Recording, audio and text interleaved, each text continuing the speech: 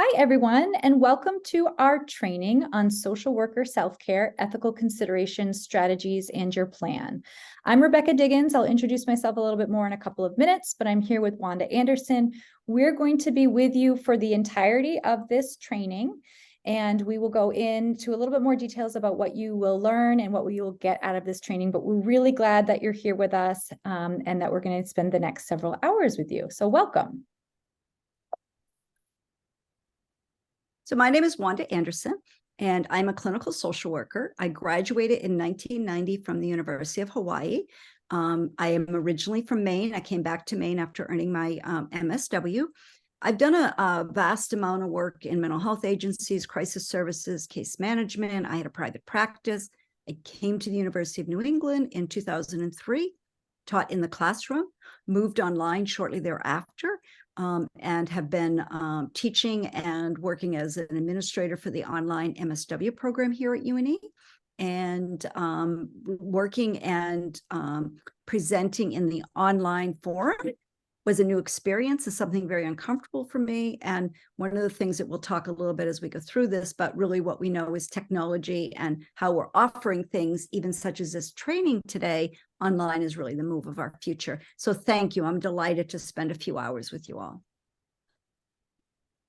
And again, my name is Rebecca Diggins. I'm also a clinical social worker. I graduated in 2006 with my MSW from Boston University School of Social Work, and since then have worked in a variety of settings, much like Wanda, worked primarily with teens for the first few years of my career, have done outpatient practice, as well as worked for a majority of my career around death, grief, loss, illness, those sorts of things. So I've worked in hospital settings, in nonprofit community agencies, and for the past 4.5 years have been working on the team with Wanda here at the University of New England in our online social work program. So again, very excited to be able to offer this training, as Wanda mentioned, in this kind of online asynchronous format. So moving forward, Wanda's going to tell you just a bit about what you can expect to learn through this training.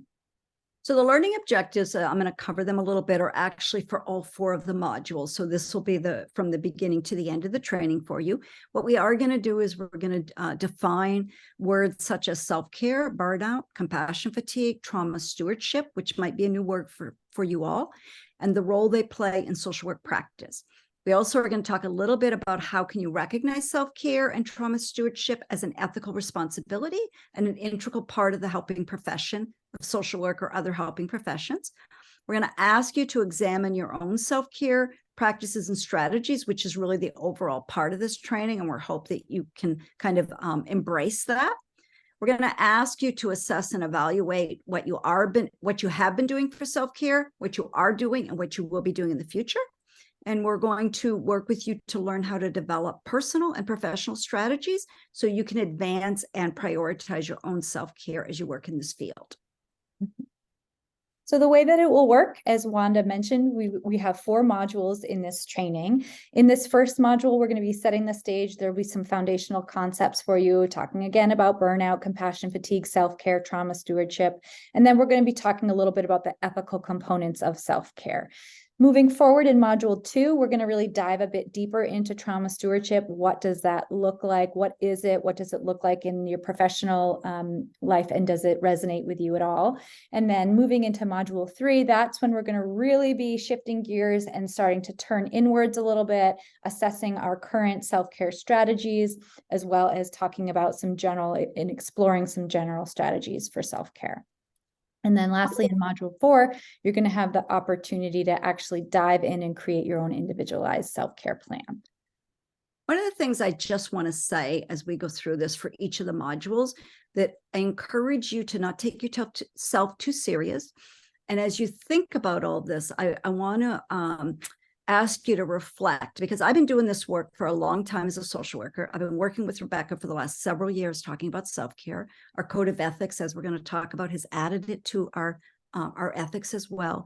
And I have this conversation with myself nearly every day that I still am not very good at it. I work at it. It's really a muscle that I think we haven't worked enough, and it's going to be a challenge. So please don't beat yourself up.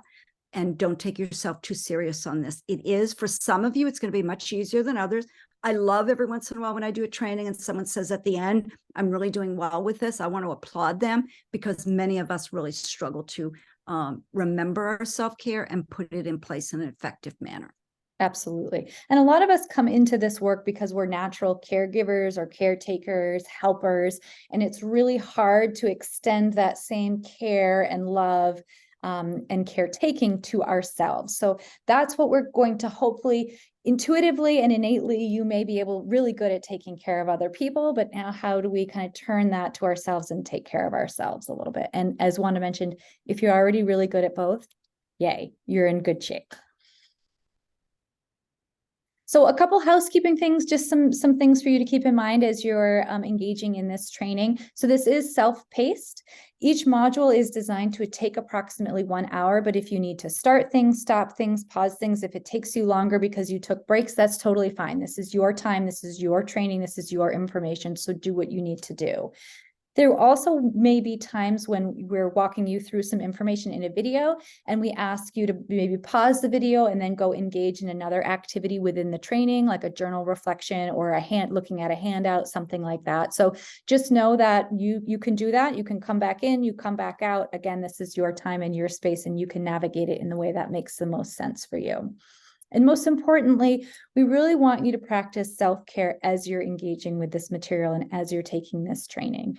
So that might look like you checking in with yourself as you're listening to some of this information and as you're taking part in some of the activities, but also starting to try on some of the things that we're talking about and suggesting in your personal or professional life. So just know that this can be interactive for you in a way that, as you know, maybe you do one of these modules on a Tuesday and you practice things Tuesday night and Wednesday, and then you come back and do it. You can really start building this in as it makes sense to you. And I think along with that, as Rebecca talks about really beginning to practice this throughout this course, the first thing I would ask you to consider is, can you carve out an hour for each of these modules so it becomes your time? Sometimes when we do trainings online at home, which I've done myself, you're trying to do 1,000 other things, right? Like I'm moving around, checking, texting, doing emails. As a part of this course, what I would ask you is, can you carve an hour? Now, again, you might be interrupted by your little one or something going on. One of the things I did in preparation, talking with you all today, is I shut off my phones. I muted my my cell phone so I'm not getting any buzzing. And so the idea is, can you carve an hour for yourself or attempt to carve an hour? The other piece I would ask you is, if you do attempt to do that and you get interrupted 17 times, is that something you begin to look at in your workplace and in how you do your work? So all of this, again, is going to be kind of work in motion, and how do we figure it out? But think about, can I do an hour and try to set that aside? And at the end, if you've had no interruptions and you've just been focused, then I would say kudos to you. You're doing a great job with that. Yeah. Yeah. And the other interesting thing to think about as you're noticing, do I get interrupted when I try to, protect some of my time? What does that do to you and your system and how you're multitasking? Like, how does that feel in your body and in your stress level to be managing these multiple stimuli that are coming in at you? And then that starts to maybe perhaps bring some awareness of like what you're dealing with all day, every day, and how can you maybe start to make some small changes to protect yourself and your system a little bit. Good. So one of the things I want to ask you to do at this point is, this is a part of this is going to be a reflective journal activity. So you're going to go to your journal and do this. So I'm going to cover this. I'm going to kind of go back and forth a little bit. All of you who've joined us are likely in the social service field. This is directed to social workers or social service workers. And this is unique kind of work. And I think it's important that we acknowledge that right up front. This is not, just being in, retail, or this is very specific. We spend a lot of time of our work listening to individuals who are sometimes at the most challenging points of their life. It's tough work, the work we do. So what brought you to do this work? We would ask you to kind of begin to step back and think about that a few minutes. And again, sometimes folks say, I did this work because my aunt did this work, or there was an opening and I tried it and it felt right. But really, what brought you into this? And then maybe even more importantly, what keeps you doing this work? Because if you ended up coming into this work just by a fluke, there's a reason you stayed, and it's generally not the money. There's other reasons for that. So what keeps you doing it? What keeps you showing up and doing it? What keeps your light lit? And Rebecca's going to talk a bit more about this, but there is this notion that we come and do this because there's a reason we show up, and there is a reason that we kind of, in some ways, if you will, have our light being lit, that we get something from this that encourages us to continue to do it. So I'm going to ask you, before you get ready to kind of take your pause and work on your journal, to think about, how do you feel each morning as you prepare for your day or you prepare to go to work? And as you think about that, you think about when you get up in the morning and possibly, whatever your routine might be, where you go into your kitchen and get a cup of coffee, or you go into your bathroom and you brush your teeth, or what are you thinking? Oh, good, it's Monday, I'm going back to work today. Thank God it's Friday and this is my final day. Maybe sometimes you think this has been a long week, and it is sometimes. I mean, I don't think it matters for any of us how much we love what we do. There are some days that are exceptionally challenging for us. So how do you feel each morning? What do you look at? I know for me, I was off last week, first time I've taken a week off in some time. And I thought during the week how much I needed it, but it never fails. Monday morning, my energy was back. I'm like, I'm ready. Matter of fact, Rebecca said, how are you feeling? I said, refreshed. I'm ready to be. I hope you all feel that at some points. And if you don't, we're going to continue talking about this throughout. But how do you feel as you get ready for your work each week? And lastly, I'm going to ask that as you begin to do this reflective journal piece and these points, that you close your eyes for a few minutes, that you just sit quietly, put your feet on the floor, make sure you're in a kind of stable position, close your eyes, and envision that it is Monday morning. It's not Friday, it's not Wednesday, it's Monday morning. And what does that bring for you? Calm, anxiety, tiredness, energy, relief? What do you feel? And these are all important things. And I think as we begin to go through this journey of figuring out, how do you take care of yourself and what does that look like? One of the first places to start is to figure out where we are. And where we are is what's important. And that's what this exercise is about. So we're going to ask you to do this. And I'll ask Rebecca to chime in if she's got any points before we do it. But look at these questions again. What brought you to do this work? What keeps you here? What keeps you showing up day after day? And again, we really don't mind if you say, I don't know what I would do if I get out of here, and at this point I do get a decent paycheck and I'm keep showing up for the money. Be honest. I mean, we all need money to pay our rent and do whatever. So be honest. In order to really do this work, you have to be honest with yourself. And what you answer is yours and it's personal. You don't need to share with anybody else. So what keeps you showing up? What keeps your light lit? How do you feel each morning, every morning? And that's important because we want you to think about the difference too between Monday morning and Wednesday morning and Friday morning, or maybe even Saturday morning. How does that feel? And then before you begin it, once you go ahead and pause us and you take a break, before you begin, I would have you again, close those eyes, think about it being Monday, put your feet on the ground, take a big breath, put yourself in that situation, and reflect on what happens in your body when you think it's Monday and I'm getting ready to re-enter my workplace. Becca, thoughts? Yeah, so a couple things. One is that was a really good point that you made that we hadn't already mentioned. So this reflective journal that you do, no one else taking this course will be able to see your answers. This is really just for you to see. The administrators here at UNE will be able to see what you do, but they aren't going to be making comments on it. So this is really just for you and for you to have for your own personal.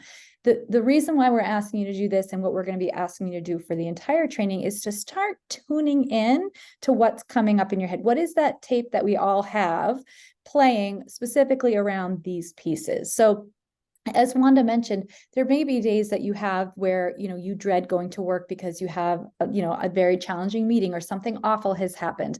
But what we want, in general is to see what's the trajectory? What's the pattern? Are you kind of stuck in one place? Are you stuck in a good place? Are you stuck in a hard place? Or does it kind of flow in and out? And does it feel like there's stability and homeostasis to it? So there's no judgment around this. You are where you are today might change tomorrow, but really this practice is in getting you to start tuning in and listening to what's coming up for you, and that there's no judgment around that. So this is the moment where we'll ask you to pause and you'll go into the module 1. You'll find the reflective journal. These prompts will be in there for you, and you can take your time and do what you need to do in writing these answers in there. We'll see you in just a few moments.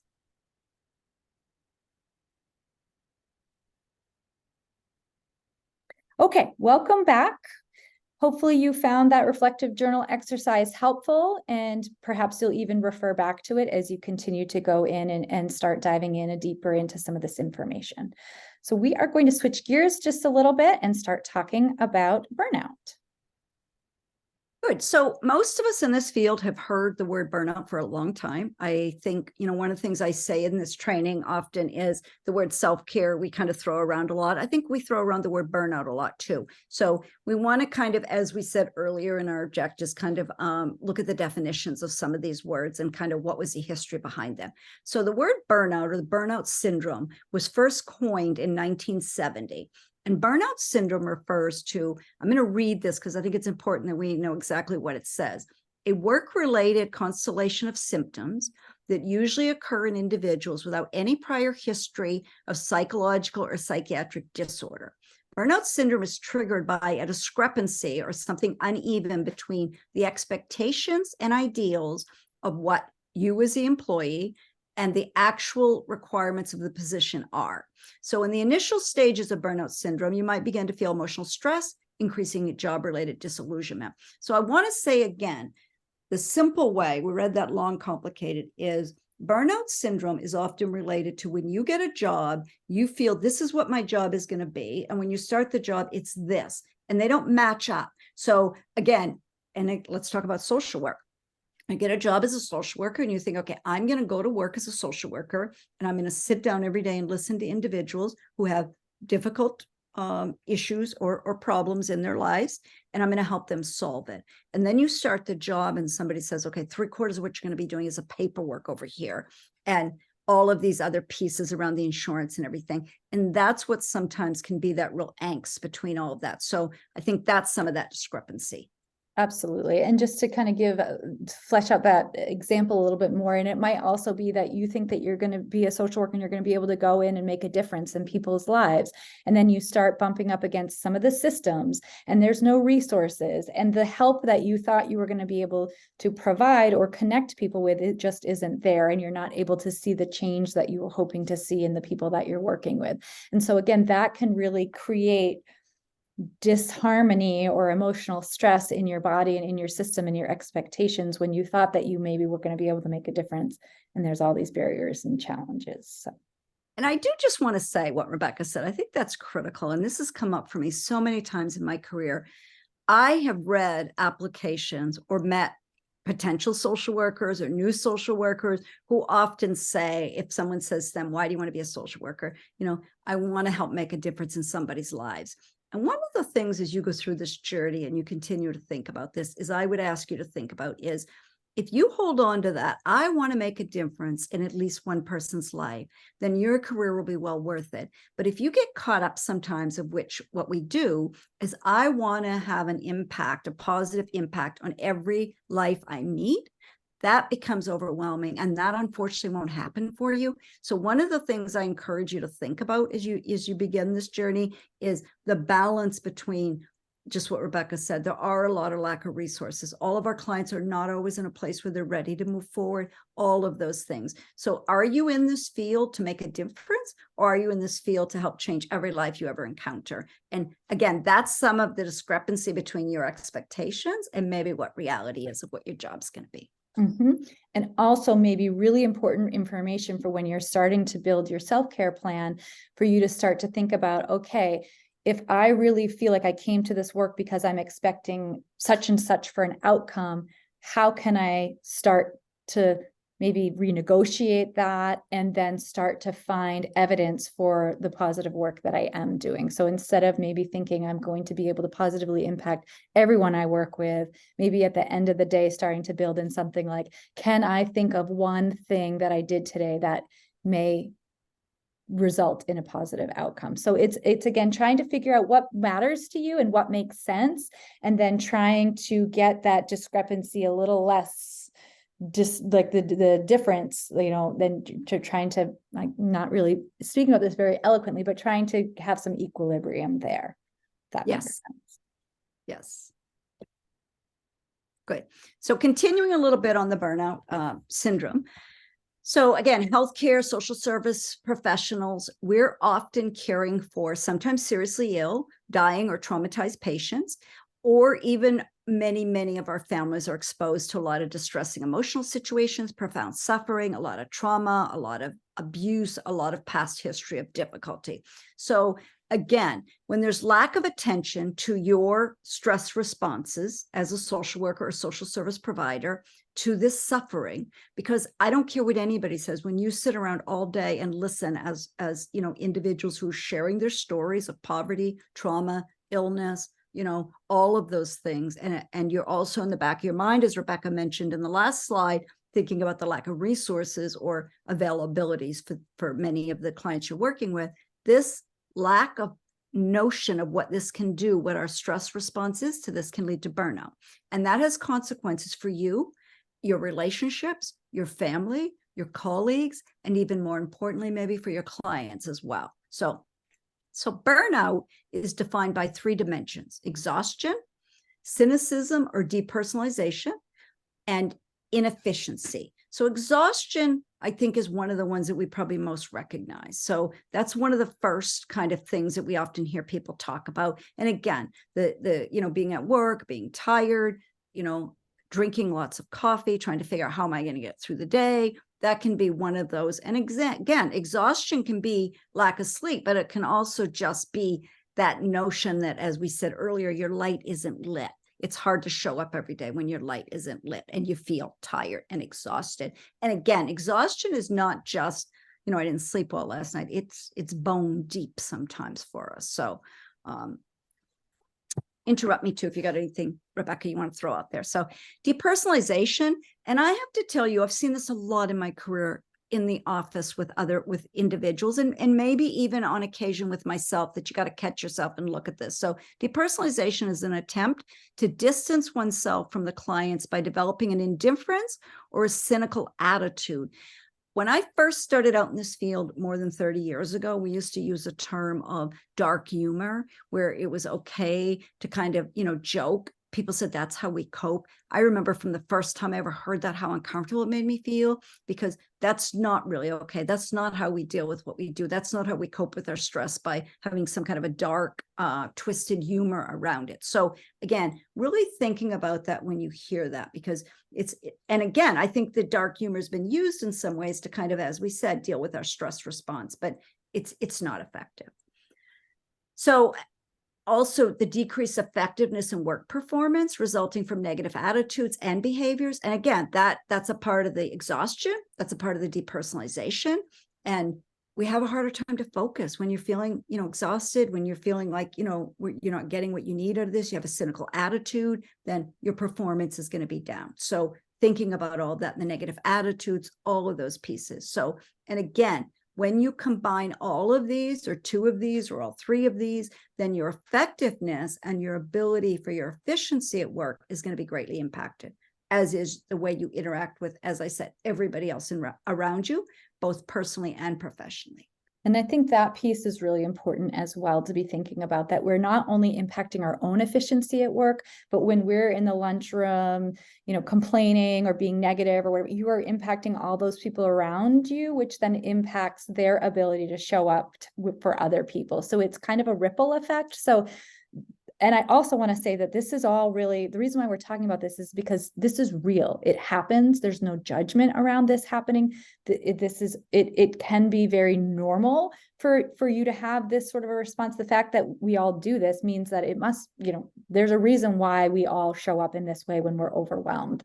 And so again, no judgment around that. It's more about you having some awareness and being able to start kind of tuning in and saying like, oh yeah, that is how I'm showing up. And oh my goodness, maybe I do need to take care of myself. And then in that way, by taking care of myself, I'm also going to be taking care of the people around me as well. And I just want to caution a little bit. We don't have this in our slides, but I want to say this.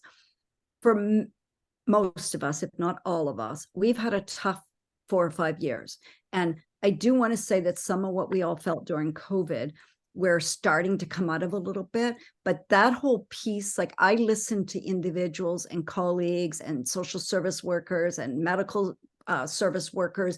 That was a tough time for us. And I don't know if there's many of my colleagues that didn't feel some of this burnout syndrome during COVID. That was a tough time. So I think a lot of us, I saw a lot of my colleagues step out, retire, leave, make changes. But I know for myself, I'm beginning to get rerouted, really excited again, energizing again. So if you're still feeling that and you're not coming out of it at all, beginning as we go through this journey to keep reflecting on that. But I want to say that period of COVID was a period of time that was unlike anything we've ever seen. And the other thing that we are going to talk a little bit about as we go through this, and it's critical, is I was kind of trained that if you burned out, and that's it. You need to find a new profession. That's not true. And again, if we felt some of this burnout syndrome during COVID, you can come back. Matter of fact, I think Rebecca gave me a sticker that I have on my computer. You can come back from burnout. And I think this notion that what we are talking about is exactly that. If you feel some of these, you're not doomed. We're here to talk about how ways that you're going to figure this out, have a new plan, and move forward in a positive way. But I do want to acknowledge how COVID had impacted so many of us in our jobs and the ability to do what we did. So if that's on the back of your burner, that's a whole other training, but that had a big impact on how we were able to do our work. Absolutely. Yeah. And as I'm moving through, and we're going to be starting to talk about compassion fatigue now, I just also want to note that one of the things I know that I've bumped up against, and you're going to hear other people later on in a video talking about this. Like, if you're really a good social worker, then this wouldn't happen to you, that you wouldn't feel burnout, you wouldn't feel compassion fatigue, that you'd be able to just manage and do all of the things. And I want to just acknowledge and admit that sometimes comes up for me, like, oh, well, if I was good enough, then I wouldn't, need to take care of myself, and I wouldn't need to put boundaries around things and say no and reprioritize all the time. But the bottom line is that we're humans and we all need to do this, and that's okay. It's really what we're hoping to kind of shift for you is like, take away the judgment part of it, of like, oh, well, if I was better, if I had better resources, if I had better coping skills, if I had better X, Y, or Z, then this wouldn't be happening. And none of that. You are where you are, and you are who you are, and you're designed how you're designed. So now we're hoping to help you figure out, how am I designed? How am I impacted? And then what can I do to make myself feel fulfilled, strong, capable, all of those things. So we all start from different places. We are all going to need different things as we talk about that, and that all of it's okay. So again, to kind of going back into some of the definitions, we're going to now talk about compassion fatigue, which is certainly related to burnout, but it's not the same thing. So compassion fatigue is the physical and mental exhaustion and emotional withdrawal experienced by those who, again, care for all the kinds of people that we all take care of and interact with in our work, and sometimes also in our personal lives. How it's different from burnout, which is really caused by kind of like everyday, sometimes logistical stresses and frustrations that happen, lack of time, insurance companies, having to navigate really complicated systems, the frustrations that come up with that. Compassion fatigue is really about the pieces of us that are connecting with, attaching with, having empathy and compassion for the suffering, the emotional pieces of our clients, or the people that we're working with, their pain, their suffering. So it's that heart piece of us connecting with the heart piece of their story, and what that does to our systems. So it can show up as apathy or indifference, right? If we get so overwhelmed and our systems shut down, all of a sudden we can no longer feel. We're at our max and we no longer feel, or we're indifferent towards the suffering of what's coming up. And again, that can be related to the work we're doing, but then also it's compounded by the news stories that we're listening to, the pandemic that we are still emerging out of, the interactions that we have with people around us, the road rage, the frustrations at the grocery stores, whatever it is. It's not just the work that we're doing it, but it's also about the world that we're living in. So there's a lot that we're being exposed to all the time. And Wanda and I are going to encourage you throughout this training to be thinking about all of that stimuli that's coming in, and what that's doing to your system, and what you might need to do to take care of yourself. Compassion fatigue is sometimes also called secondary traumatic stress disorder. So just be sort of like thinking about, there's a lot of words that are used, to kind of replace one another. So it could be called a variety of things. So what does compassion fatigue look like? It has a few different aspects. It has biological, psychological, and or social aspects of it. So just thinking about what it might look like in your system or the biological pieces of it. We all have nervous systems, as I've kind of talked about, like what happens to your system. I'm talking about your nervous system. And so we hopefully can kind of go in and out of all of our different states of being, and it will flow. And when we get, stimulated, we can come back down and vice versa. But really what happens is that when you get into these hyper aroused states, that leads to stress, and then stress then impacts the way that our body takes care of ourselves, the way that we react to people, all of those different things. So it can lead to immunosuppression, to being sick a lot of the time, those kinds of things. Additionally, for psychological aspects and impacts, you could start to have a lot of concern about yourself, all of a sudden a lot of concern about other people or cared ones that you're taking care of. You could feel really alone, different, other than. You could feel powerless. You could feel desperate or feel despair, or you could feel stuck. So again, I talked a little earlier about like tuning in. Do I feel stuck in any particular state? So be thinking about that. And then in terms of how we are interacting with others and what our connectedness looks like, we could feel, again, as I said, different, other than. We could feel rejected, separate. We could feel like we don't have control over our own selves, beings, our decisions. We could feel like giving up.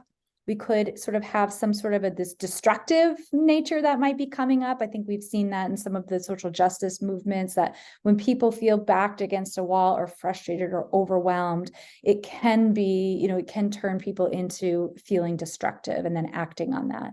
You could feel empty, or you could feel disintegrated.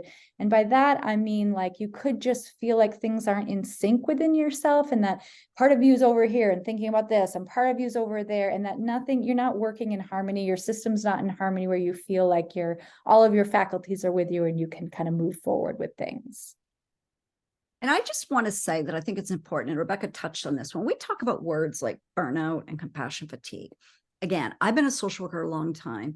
And when I went into social work, nearly 35 years ago, we were beginning to talk a little bit about burnout. And again, as I said, burnout was this bad thing, like, don't let it happen to you. And then later, my colleagues and we started talking about compassion fatigue, and this notion that, well, we don't really do burnout, it's really about our compassion, and this happens, but don't let that happen to you. So as social service workers, or as social workers, I encourage you, as you think about the definitions and what this means, is this really isn't about, how do I not let it happen to me? These things may happen to us. Again, you might get burned out at a job, and you might move to another job and have new energy. And you might say, I'm experiencing compassion fatigue, because you're an individual and we don't always have the system set up to kind of get the support that we need. So this isn't about, how do I not let it happen? This really is more about, if it does happen, how do you build tools and figure this out? Because again, it's a notion that we work with clients every day who come in with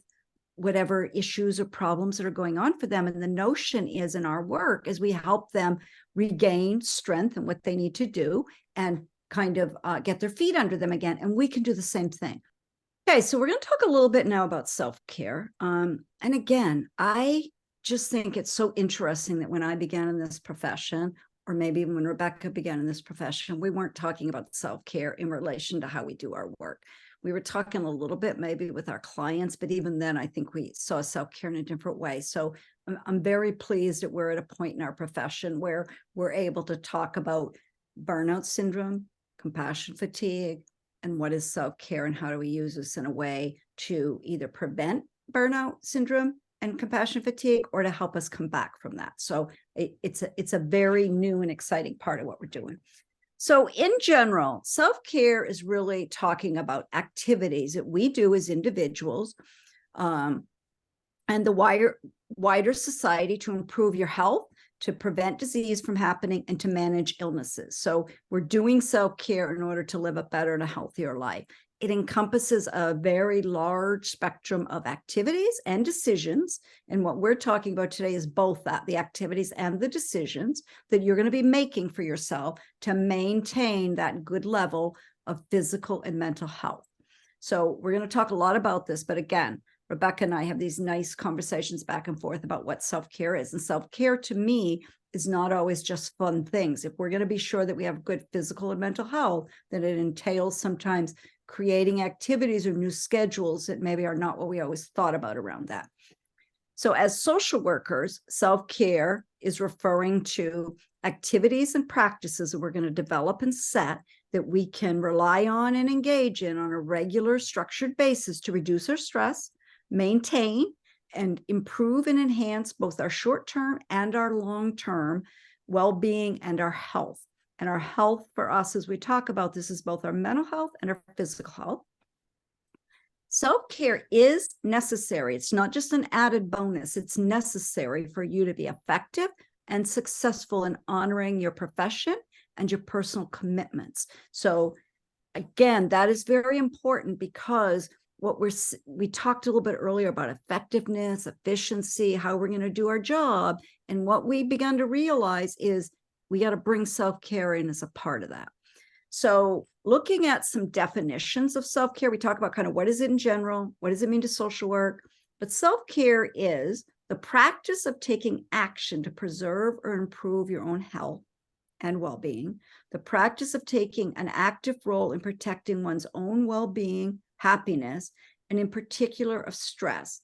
One of the things that I have found so interesting is I've been teaching at UNE for 20 years, and we created what we call a self-care corner for our students. And in that self-care corner, our students are asked each week to talk about what you do for self-care. And it never fails that a student will say something like, I was so stressed this week, I didn't get to self-care.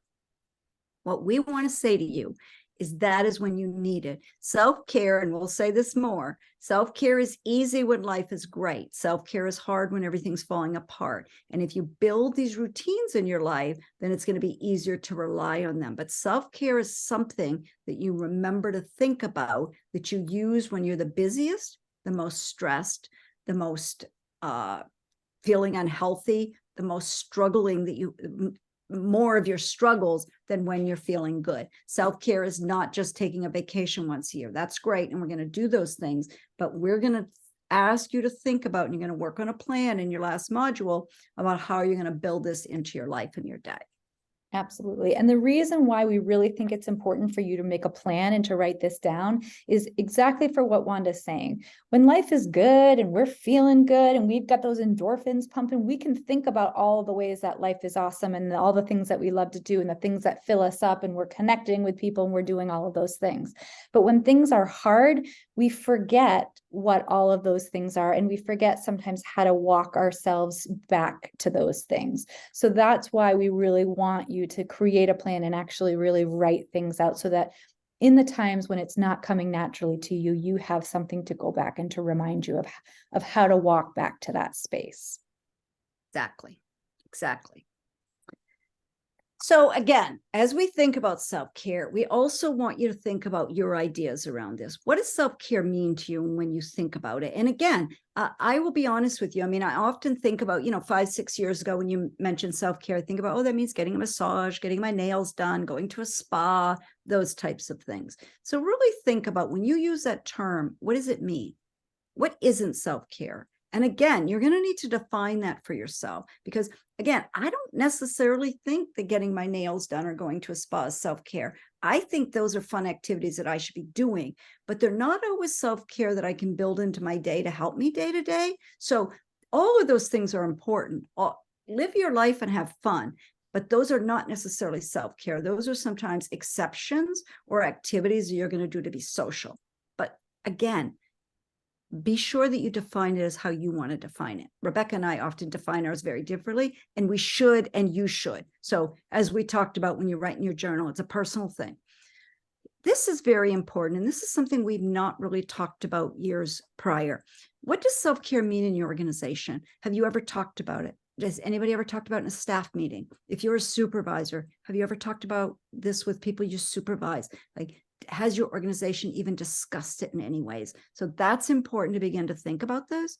And the last thing I want to say on this one is that, is it a buzzword? For me, it was a big buzzword. And until, which we're going to talk about in a second, until our code began to look at this, it's really become a buzzword. What's my self-care? when we put this in our seminars, it really was a buzzword for a lot of us students. And they said things. I went out to dinner. I went to a movie. I had a weekend away with my husband. I would challenge in some ways that, again, those are critical. They're important. They're part of your relationship. They're things you could do, but they're not always what we're talking about in this as a part of your self-care. Absolutely. So now I'm going to talk a little bit about ethical considerations of self-care. And I want to tell you that this is probably the part of our code of ethics since I started practicing social work that I'm most excited about. So in 2021, there were revisions made to the NASW code, which added the term self-care, and they added components. I also want to say, just in case you're another social service provider, that many of the others, LCPCs, psychologists, substance abuse, almost all of the other professions have added self-care to their code, which just thrills me. So prior to 2021, self-care was not a part of our code. It was not a part of what we practiced or talked a lot about in our profession. And it certainly wasn't something, as I said in the earlier slide, that we even talked about in our organization about what it meant. So if you're sitting there thinking you weren't aware of this, I did a training last week and I had several people say the same thing. We weren't aware that it had been added. That's why we've put it in here. I would encourage you as a social worker, when you're done this training, when you get a chance, take a look at your code. There've been some pretty big changes over the last few years. So take a look, but we're only talking today specific about the self-care added. They did not add new standards and there were no huge revisions, but they added in different places. For example, under number 5, the code socializes practitioners new to the field to social work's mission, values, ethical principles, and ethical standards, and encourages social workers to engage in self-care, ongoing education, and other activities to ensure their commitment to those same core features of the profession. I wish the word was a little stronger than encourages, but it's a beautiful start. So also in another part of the Code of Ethics, it states professional self-care is paramount for competent and ethical social work practice. Professional demands, challenging workplace climates, and exposure to trauma warrant that social workers maintain personal and professional health, safety, and integrity. Social work organizations, agencies, and educational institutions are encouraged to promote organizational policies, practices, and materials to support social worker self-care. If you were thinking in a couple of slides back, when I asked what your organization does around self-care, and you thought nothing, I encourage you to look at the code, think about how you can go back to your agency and share. You attended a training. They talked about this change to the code. And not only is it personal and professional for social workers, but they've added a part in here about where organizations and agencies should begin to encourage and promote this. So this becomes a much bigger part of it. And I hope the agencies that you all work in can begin to talk about this at your staff meetings, at your supervisions with your supervisees, all of this, that you begin to kind of integrate it. Yeah. And what I would say to that is just be thoughtful about how you bring it back. We don't want to bring it back and say, hey, did you know this happened? And like, what are you going to do about it? It's more like, what can we do about it? How can I help our organization to start thinking about these? How can we start to incorporate some of these things? I know I was supervising a student maybe a year or so ago in their practicum placement. And again, UNE talks a lot about self-care. Wanda and I talk a lot about self-care. So I was talking a lot with the student about self-care. And the student was, going back to their agency and having some of these conversations as well. And what the student shared with me was that the supervisor at the agency said, self-care is something you do in your personal time. It is not something that is part of your workday, and it's not the agency's responsibility. And that I found is a bit of a missed opportunity in that thinking, because the idea is that you can potentially have workers who are more efficient, have more energy, bring more to the team when self-care can be built into the whole way that the organization works and functions and supports its employees and everybody else. So thinking about having, we're going to talk later on about having like manageable caseloads, or having activities that happen in the staff meetings that promotes health and well-being, healing, attention, response, trauma stewardship. We're going to talk about that takes care of what's happening to our social workers, versus just sweeping it under the rug through the day and then go home and deal with it. It again makes it become an individual, a personal problem, something that you're having to do in addition to the long hours that you're putting in. So our challenge is, and we're going to continue to challenge ourselves and the people that we work with, to start thinking about how do we infuse this not only into, yes, our personal time and how we take care of ourselves, but how do we infuse it into our workday and our organizational workflow, so that we're all the time being taken care of and infusing that self-care into the work that we're doing. Absolutely. Absolutely. I think it's important. Good. And a couple of other places where self-care has been added, because again, I'm so impressed that it wasn't just in one place, but our code and those folks who really looked at adding this really looked about how to implement it in a way that'll be most helpful. So again, under competence 4.01, social workers should strive to become and remain proficient in professional practice and the performance of professional functions. Social workers should critically examine and keep current with emerging knowledge relevant to social work. Social workers should routinely review the professional literature and participate in continuing education relevant to social work practice and social work ethics. And again, if we're going to remain ethical and responsible to our profession, it is going to include staying up on the professional literature. And as Rebecca said in the last slide, when she said that, supervisor said, it's something you do in your own time. As we talk about being, or for any of us being caught up on this, it's great to be able to say, that's often how we viewed it, but our code has now asked us to bring it into the workplace. And as Rebecca said, I encourage all of you, always think about how you can be a part of the solution, not necessarily asking for your agency to do something, but what are the ideas you can bring to the table? And we want to be really thoughtful. The other thing that I think is critical to think about is, it's been my experience over the last 15, 20 years that agencies are stressed as much as we are stressed. Okay, the funds have dried up. So many of the services are required to do so much more around paperwork in order to bring in the billing. They have boards that are really pushing them to kind of keep finances down. So that's one side of it. So as we bring in the self-care, kind of the same thing as we talk about burnout and those expectations, how do we begin to balance some of that and think about it? So I think that's a part of all this. I also just want to mention under private conduct, social workers should not permit their private conduct to interfere with their ability to fulfill their professional responsibilities.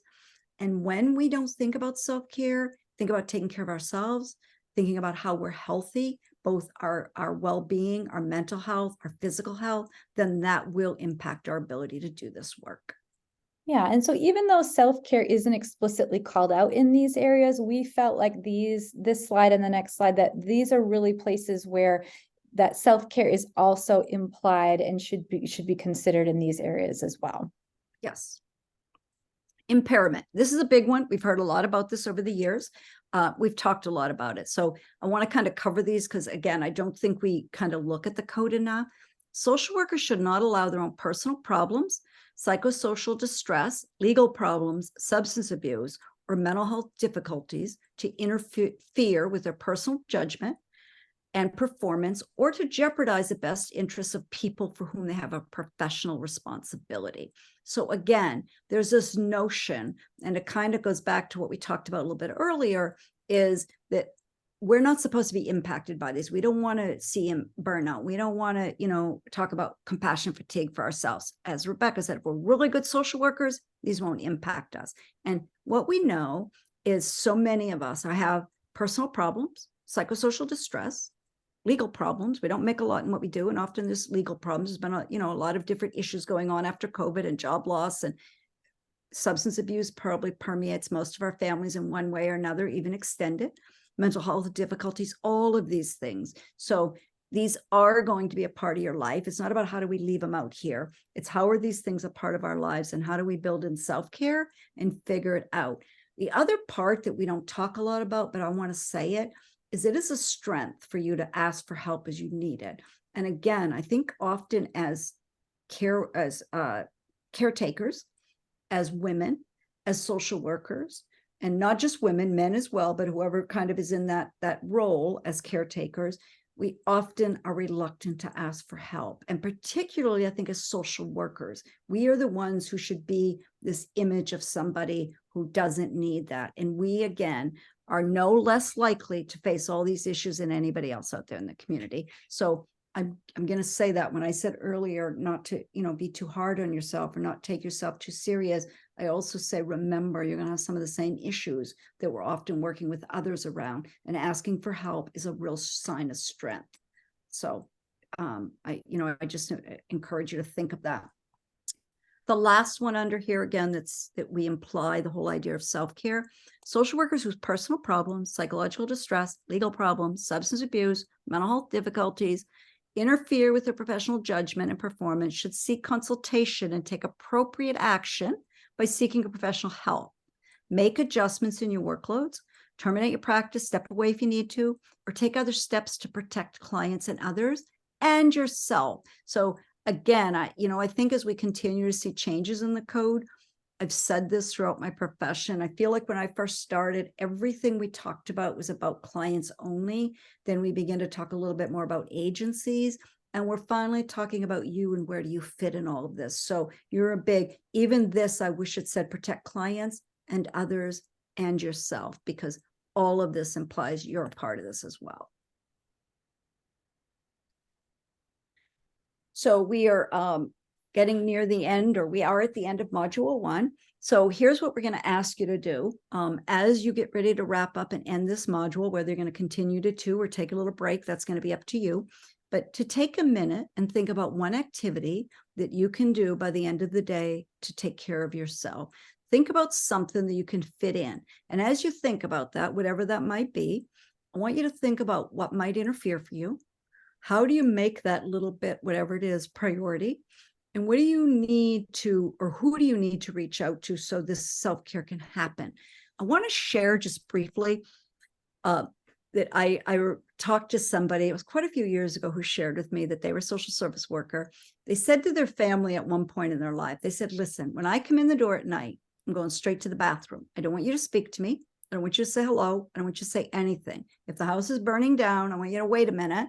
I'm going to the bathroom. I'm locking the door. I'm taking 10 minutes. When I open the door, you can all be standing outside, ready to tell me what you want. But that's going to be my time. And they said they did that for a long period of time. And everybody stepped back. When mom came in the door, she went to the bathroom. She locked the door. She said, whatever. I don't know what she did. She played on her phone. She just meditated. She took that time. So think about putting something in for the end of today. Again, critical to think about. Self-care is not those big moments. It's not going away for a week. It's not even 2 hours to get out of the office or get out of your evening to go to a movie. It's often small things. So really take a minute and think about, write it down.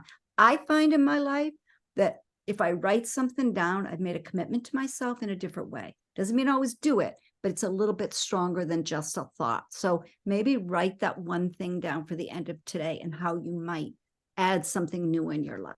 Mm-hmm.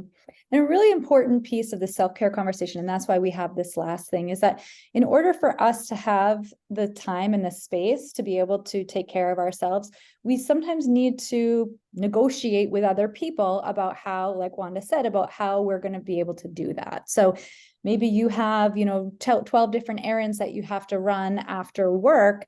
And if your partner or somebody else in your life could take one of those, that might free up 15 minutes for you to be able to sit in your car, listen to your favorite song, go for a quick walk, do something else. So think about, again, we're a lot better sometimes at teaching somebody else how to ask for help than for us to ask for help ourselves. So this is an opportunity for you to practice. How do you ask for a little bit of help from somebody else so that you can prioritize yourself? So again, we're going to try to practice these things in kind of little baby steps and dip your toes into these things. So that is the end of Module 1. We hope that this information was helpful, and we will pick things back up with you in Module 2.